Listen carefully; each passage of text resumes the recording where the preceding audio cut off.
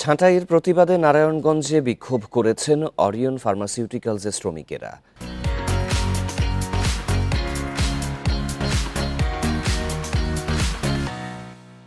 সকালে সিদ্ধিরগঞ্জের সোমালীপাড়া এলাকায় ওষুধ কারখানার ভেতরে বিক্ষোভ শুরু করেন তারা।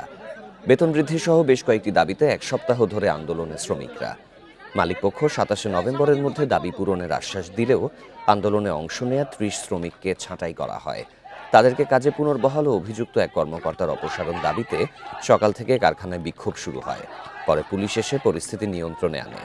প্রশাসনের উদ্যোগে কারখানা কর্তৃপক্ষ ও শ্রমিকদের নিয়ে বৈঠক চলছে।